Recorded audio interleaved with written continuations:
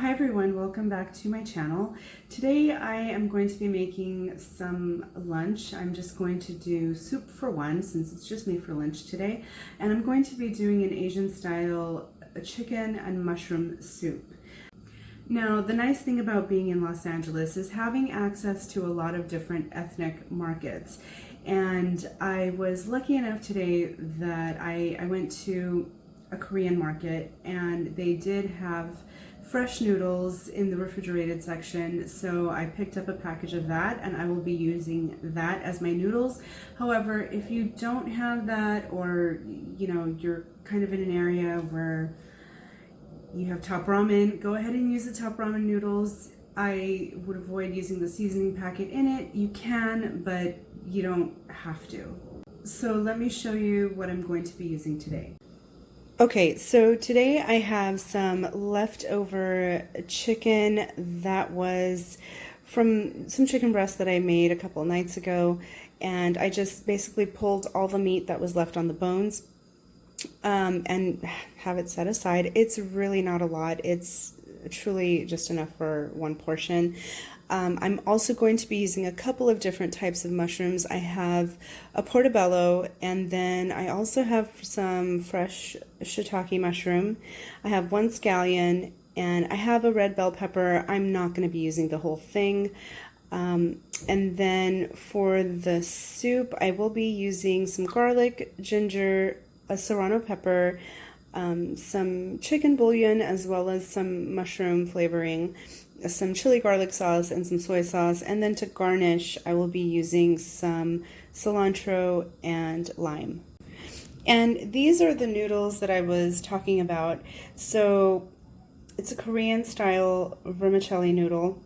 I'm not going to be cooking the whole package. I'm just going to probably pull out one of the sections, and I will be boiling that separately and then adding it to my soup.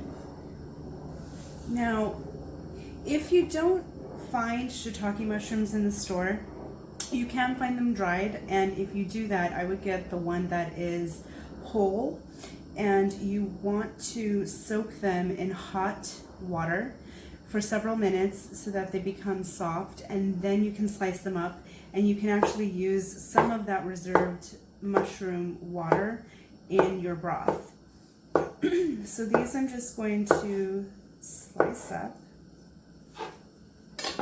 And then for those of you who haven't cleaned a portobello mushroom before, pull the stem off, and then you want to, just with the spoon, scoop all of the brown gills as best as you can.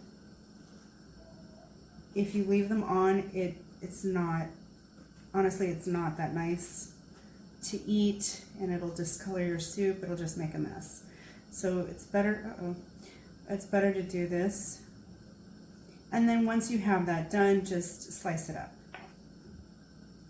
Okay, so I put in a little bit of vegetable oil in my pot, as well as my sliced ginger and garlic. I'm going to bring this up to a medium heat slowly.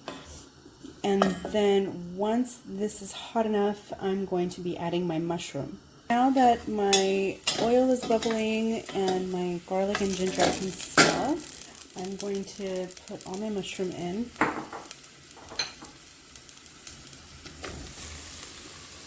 And I'm going to cook these down. You do want to add a little bit of salt to this, just regular salt. I always use kosher salt. This will draw out the moisture. I know I'm using other salty components, but I'm not going to be using a whole lot of any one. Now, if your mushrooms, if they're sticking to the bottom of the pan, don't worry about it. They will start to release some moisture, and whatever's stuck will come up, especially when you add your liquid eventually. So again, just continue to cook this. You don't have to stir it that often, but you do want to stir it so that the moisture has somewhere to go. Okay, so now that my mushrooms are cooked down, I am going to add my serrano. I am going to add just a little bit of the mushroom seasoning. I'm going to stir it around.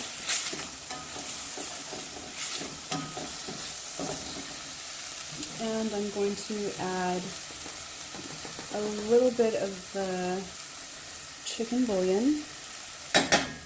You can always adjust later. I just want a little bit of chicken flavor. And then you can go ahead and add your red pepper also.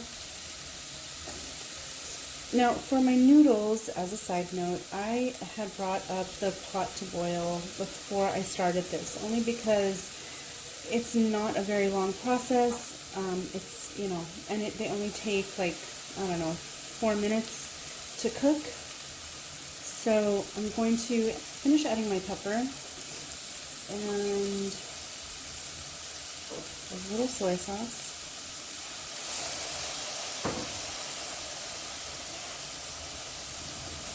A bit of chili sauce. And my water.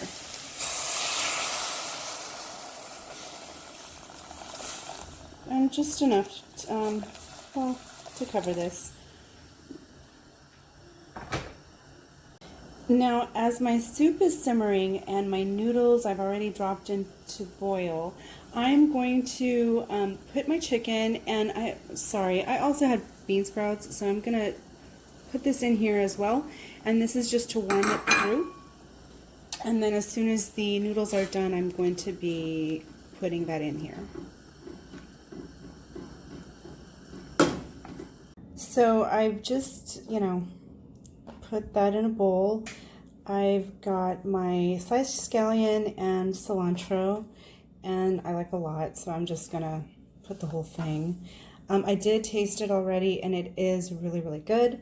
And I'm also going to put some lime, just because I like it. You don't, you know, a lot of this is optional. If you didn't want to make it spicy, you don't have to do that either.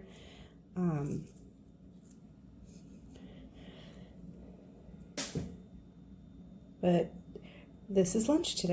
I really wish I had some chopsticks for this, but I don't. So I'm going to be eating this with a spoon and a fork.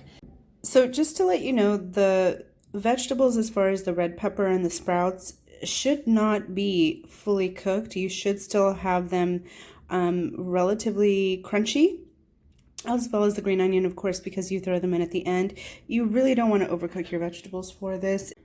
You want to have that nice contrast between the crunchy and the chewy. So this turned out really, really great.